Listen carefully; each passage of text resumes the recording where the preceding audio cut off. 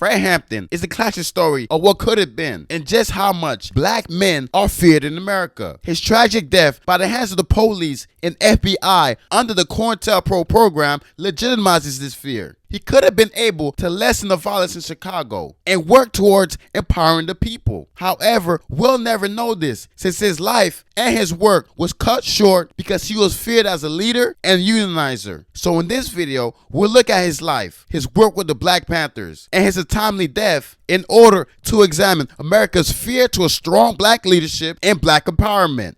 Fred Hampton was born in Chicago on August 30th, 1948. He was a bright student and graduated from Proviso East High School in 1966 before enrolling at Trenton Junior College where he studied law. He wanted to become more familiar with the legal system in order to use it as a defense against police. While a student, Hampton became active in the civil rights movement. He joined the NAACP and was appointed leader of the Youth Council of the organization's West Suburban branch. His electric presence and magnetic personality helped raise the membership of the NAACP's chapter from 7 to 700. Additionally, his charisma and popular support among young activists led them to call him chairman as a sign of respect. About the same time that Hampton was successfully organizing young African Americans for the NAACP, the Black Panther Party was rising to national prominence. Hampton was quickly attracted to the Black Panthers because of their 10-point program, which integrated black self-determination with class and economic critique for Maoism.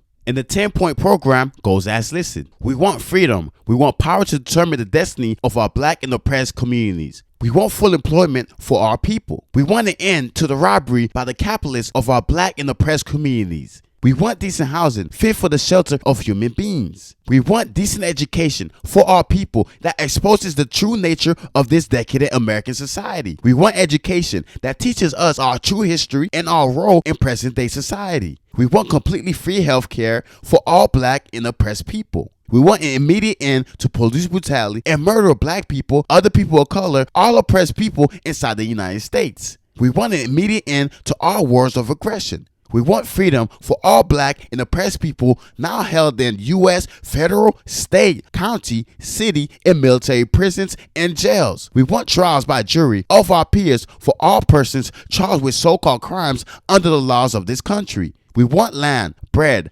housing, education, clothing, justice, peace, and people's community control of modern technology.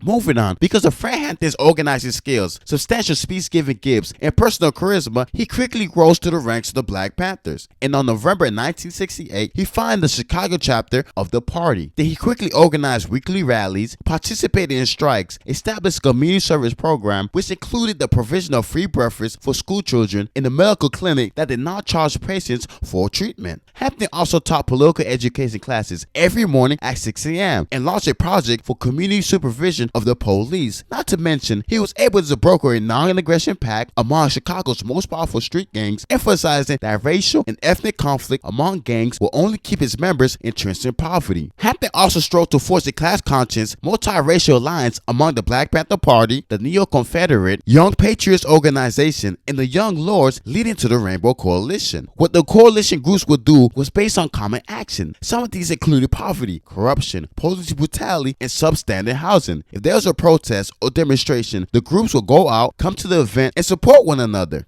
The National Black Panther leadership saw the good in Hampton's leadership, communication skills, and achievements in Chicago. So in November 1969, they invited Hampton to California to meet them. They offered him a position on the Central Committee as Chief of Staff and asked him to serve as the national spokesman for the Black Panther Party. But on the other hand, the FBI saw Hampton's effective leadership and talent for communication as a major threat. FBI Director J. Edgar Hoover was determined to prevent the formation of a cohesive black movement in the United States and sought to prevent the rise of a messiah that would unify and electrify the militant nationalist movement and gain public respectability. Hoover believed the Panthers, Young Patriots, Young Lords, and similar radical coalitions Hampton forged in Chicago were a stepping stone to the rise of a revolution that would threaten the U.S. government and society. As a result, the FBI made a deliberate effort to publicly discredit the group, arrested Hampton and other Black Panther members, released a batch of racist cartoons in the Black Panther's name aimed at alienating white activists, and ultimately set up an armed raid on Hampton's Chicago apartment to put an end to his life. Prior to the raid,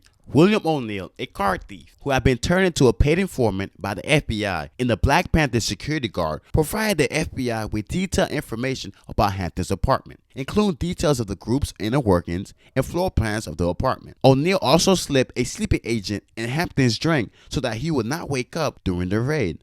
And unfortunately, in the early hours of December 4th, 1969, the Panthers' headquarters was raided by the police. Fred Hampton and Mark Clark were killed. Those who survived, including Deborah Johnson, Hampton's girlfriend, who was 8 months pregnant at the time, were arrested and charged with attempting to murder the police. I can't believe they killed this man in his sleep and then have the audacity to charge the remaining survivors with attempted murder, when they knew damn well they came into the house gun blazing, trying to massacre everyone that was in there. And there's a story that said that after they saw him and shot him while he was sleeping, dragged him by the door and shot him in the head and confirmed that he was dead. And another crazy fact about this situation is that he was only 21 years old.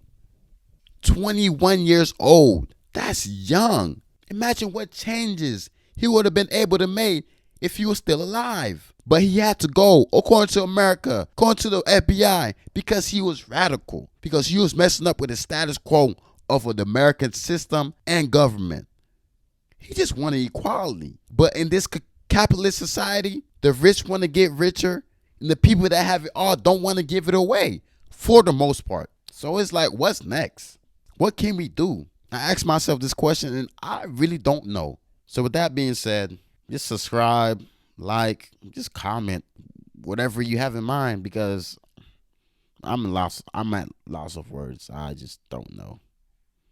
And I just also hope that this video was helpful towards you understanding more, because I don't know. Thank you for watching.